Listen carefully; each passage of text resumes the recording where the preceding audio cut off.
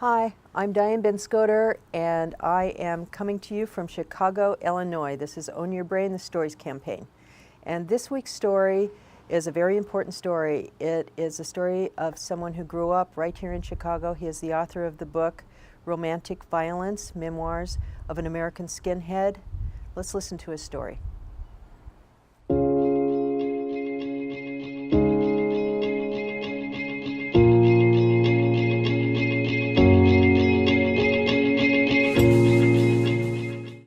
At 14, I didn't know who this person was, but it turned out that he was America's first neo-Nazi skinhead gang leader. His name was Clark Martel. And I didn't know it then, but I was being recruited. He went on to tell me over time, over weeks now, because I'd started to ride my bike closer and closer to this group of men who would hang out in this alley with shaved heads and boots listening to music. I didn't know anything about the politics. I didn't really know anything about race. But I knew about power, and the power that I felt when I was with them, because I wasn't picked on anymore. I wasn't marginalized anymore when I was with them, became very comforting, and they became my surrogate family. Through violence, through the music especially, violence was the solution that we were taught to kind of mitigate the problems that we were having. So if there were drugs and gangs coming into your neighborhood, the way to stop them was to fight them. If there were people who were against your ideology, the way to change them was to fight them. Because we felt like we were being attacked. We didn't see it as we were being the aggressors. We saw it as we were protecting ourselves. Almost as if it was kind of a white genocide that was happening. And we were the frontline warriors to stop that from happening.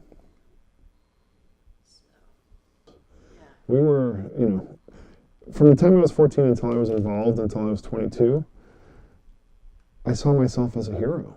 I really saw myself as saving my family.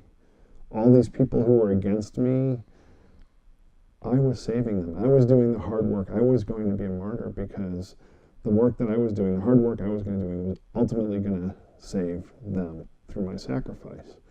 And, when my parents would argue with me about what I believed in and would get me to change, I would just sit back and laugh because I thought to myself, how stupid can you be? How can you not see how in danger you are? And that the work that I'm doing as a child, as a 14-year-old child, 16-year-old child, 18-year-old young man, 20-year-old young man, was working to save them from something that they refused to admit existed. Holding that innocent baby filled with love allowed me to reconnect for the first time with my own innocence prior to 14 years old when I was in the movement. I suddenly remembered what it was like to be innocent and not be a warrior. So I had this bright idea at the age of 21 that I was going to import music from Europe, this white power music, and I was going to sell it in a record store. And lo and behold, it was widely successful. I had people from all over the country drive in to my small little record shop in Chicago and to buy this music. But I also wanted to be a really good business person, so I started to sell punk rock and ska and all this non-political music, heavy metal. And I started to meet people who were coming into my store to buy this. Now, this was a really small community, so everybody knew who I was and what I was doing and this white power music that I was selling.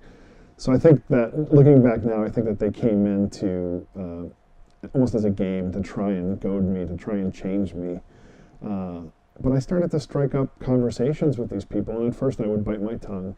But eventually conversations about music started to happen, and then they would turn into conversations about life.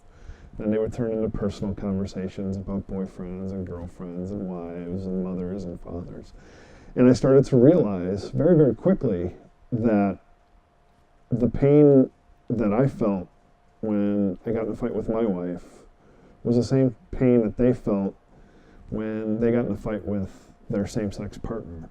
And I started to meet black people for the first time, and gay people for the first time, and Jewish people for the first time, and the love that they felt for their children was the same love that I felt for my children. And suddenly I couldn't reconcile and justify the hate that I was feeling anymore. It just stopped making sense. No matter which way I looked at it, So I pulled the white power music from the shelves because I was so embarrassed by it at that point that my sales plummeted. You know, they were 75% of my revenue, so my sales plummeted and I had to close the store. Yeah. Dehumanization is an important factor in any extremist movement because it's really easy to hate something that is intangible, that's just a thing. It's really easy to hate something because of what they've done to you. But it's really hard to have those same feelings of hate towards somebody if you know that they feel the same as you, that they're happy the same as you, that they have brothers, that they have sisters, that they have parents that are affected by, you know, any violence towards them. And once I started to humanize people, like I had before I was 14 years old, I couldn't hurt them anymore. It became very, very hard to hurt them because I started to think about, well, what if that was my brother? Or what if that was my son? Or what if that was my wife? How would I feel if somebody hurt them like I wanted to hurt these people? And that was a really important process for me. The humanizing process was very important for me to really shed my hate, because it's really hard to hate somebody you've developed a relationship with and can understand the pain that they go through. So in one fell swoop, in 1996, I lost my family. I lost my wife and children. I lost my job. I lost all my friends, and I had less than nothing. And I say less than nothing because I didn't just leave them and start over.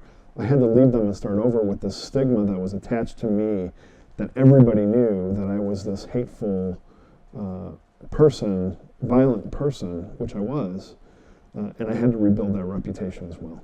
So I wasn't starting from ground zero, I was starting from a hole in ground zero. I bumped into the old black security guard who I'd gotten in a fist fight with, that had gotten me kicked out the second time.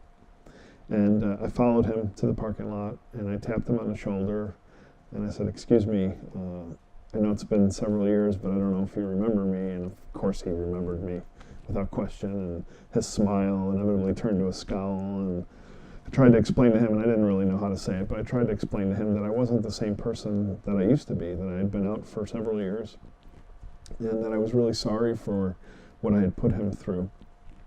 And I was preparing myself for kind of an attack back, but what I got was an extended hand, and you know, I think we shook hands and felt like the heavens opened up, and we were filled with this redemptive light, and I think we started crying for a little while, and he made me promise that because of my transformation, because I had left this movement, because I had started to figure out why I had left this movement, he made me promise that I was going to tell the world about my transformation and my redemption.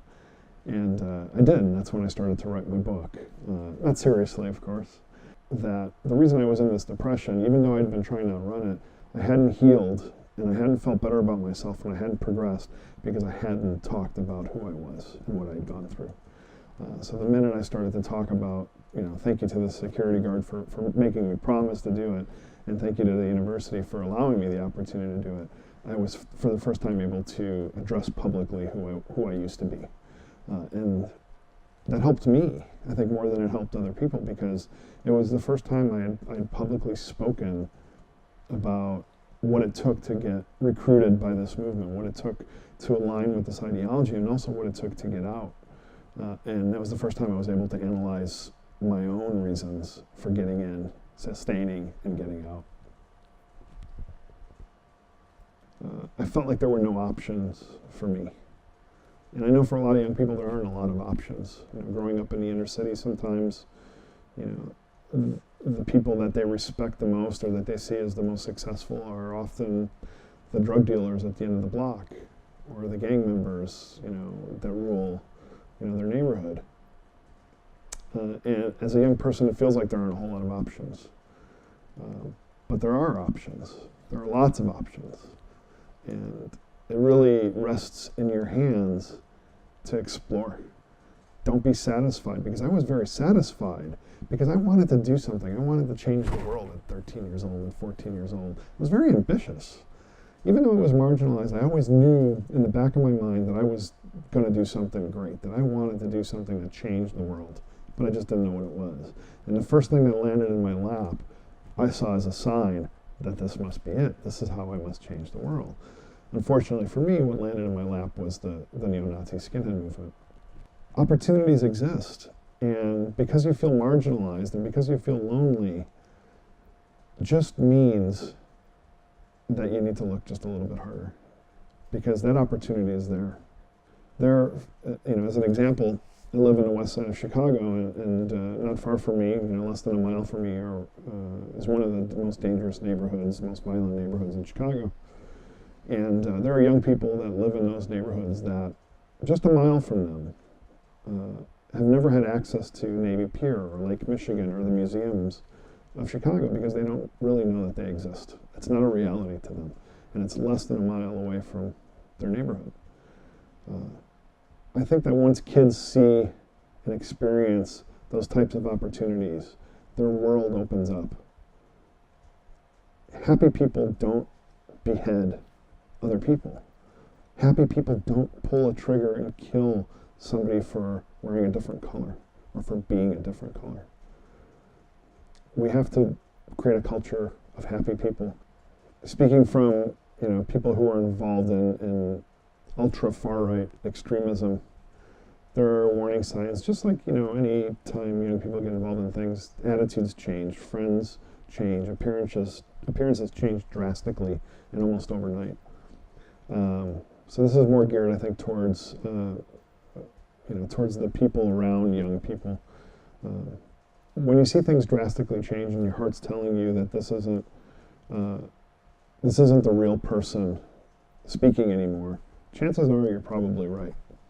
It could be drugs, it could be a gang, it could be an ideology or a movement. But young people have a lot to say. So listen to them. Because when they join extremist groups or when they go down ideological paths that are not healthy for them, they tend to do that because they're unhappy, because there's a void in their life that they're trying to fill.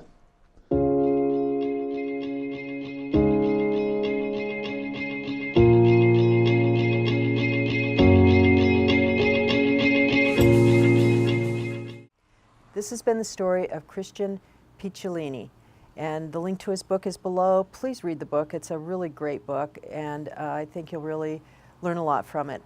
And there's a couple other links I want to tell you about. One is to the website Own Your Brain. Check that out. There's also one that you can hit to subscribe so that you won't miss any of these important stories. And one more I want to always tell people about is the Contact Me button. If you have a story or you know someone who has a story, please hit that button. Your story could be the one that makes a difference in someone's life, and that's what this is all about. So thanks for watching, and we'll see you next week from a different location.